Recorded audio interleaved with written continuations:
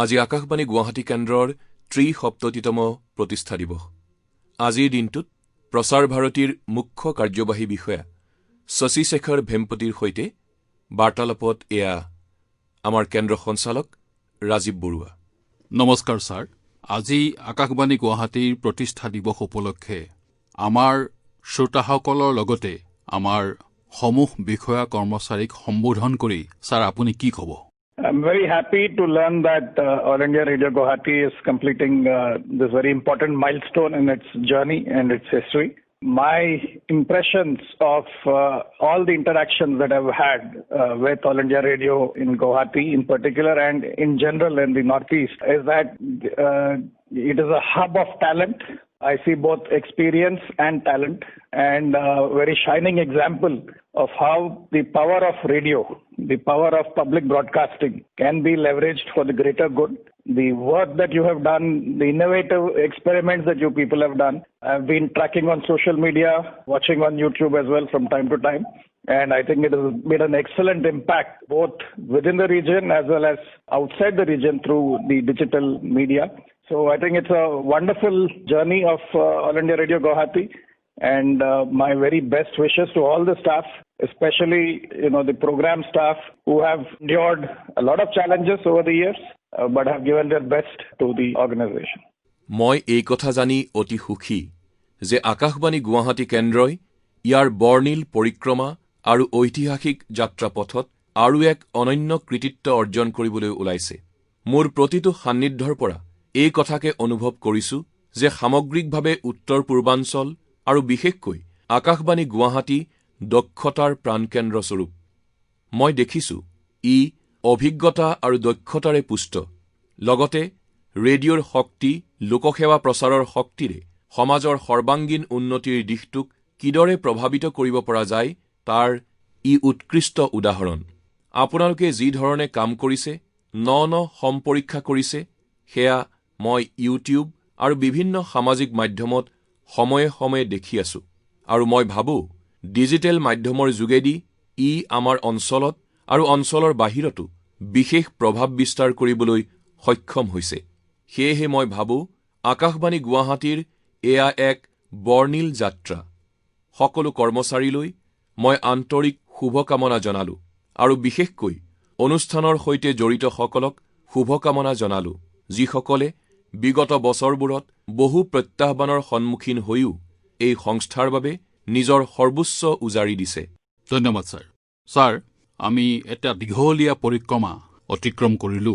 এতিয়া আমাৰ ভৱিষ্যতৰ কাৰ্য আঁচনি কি হ'ব পাৰে? এই প্ৰসংগত, এই দিশত আপুনি আমাক কি পৰামৰ্শ দিব? I think radio has to evolve as a medium. Historically, radio was a listening tool.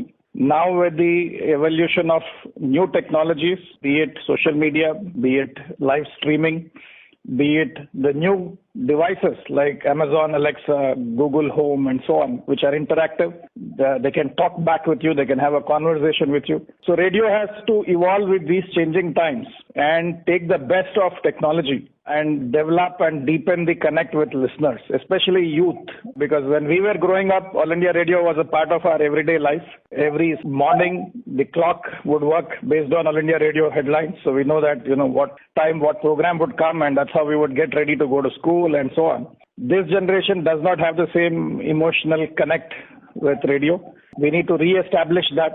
We need to make radio again a part of their lives.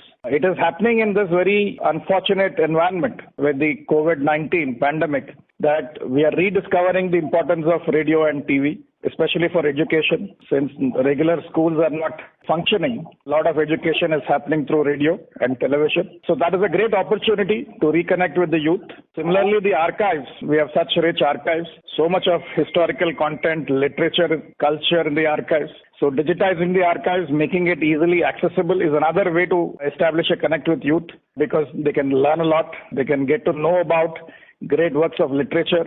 They can get to know about radio plays, about singers, art forms. So a lot of learning that can happen through radio, especially in this environment. হয়, মই ভাবোঁ বিশেষ মাধ্যমৰ ৰূপত ৰেডিঅ'ৰ আৰু উত্তৰণ হ'ব লাগিব। ইতিহাসৰ পাত লুটিয়াই চালে আমি পাওঁ ৰেডিঅ' আছিল শ্ৰব্য আহিলা। এতিয়া ন প্ৰযুক্তিৰ বিকাশৰ লগে লগে সেয়া সামাজিক মাধ্যমেই হওক, লাইভ ষ্ট্ৰিমিঙেই হওক, নতুন নতুন আহিলা যেনে এমেজন এলেক্সা, গুগল আৰু বহুতো আছে, যিবোৰ পাৰস্পৰিক যোগসূত্ৰ স্থাপন কৰিব পৰা আহিলা। এইবোৰে আপোনাৰ সৈতে বাৰ্তালাপ কৰিব পাৰে। সেয়ে পৰিৱৰ্তিত সময়ৰ সৈতে খাপ খুৱাই উন্নত প্ৰযুক্তিৰে ৰেডিঅ'ৰ আৰু উত্তৰণ হ'ব লাগিব। শ্ৰোতাৰ সৈতে, বিশেষকৈ যুৱচামৰ সৈতে সম্পৰ্ক আৰু অধিক গাঢ় হ'ব লাগিব। কাৰণ আমাৰ সময়ত ৰেডিঅ' আমাৰ দৈনন্দিন জীৱনৰ অংশ আছিল। আমাৰ প্ৰতিটো পুৱাই আৰম্ভ হৈছিল আকাশবাণীৰ অনুষ্ঠান সূচীৰে। আকাশবাণীৰ অনুষ্ঠান শুনিয়েই আমি সময়ৰ হিচাপ ৰাখিছিলোঁ। আমি জানিব পাৰিছিলোঁ কোনটো অনুষ্ঠান কেতিয়া আৰম্ভ হ'ব, আৰু তাৰ হিচাপতে আমি বিদ্যালয়লৈ যাবলৈ সাজু হৈছিলোঁ।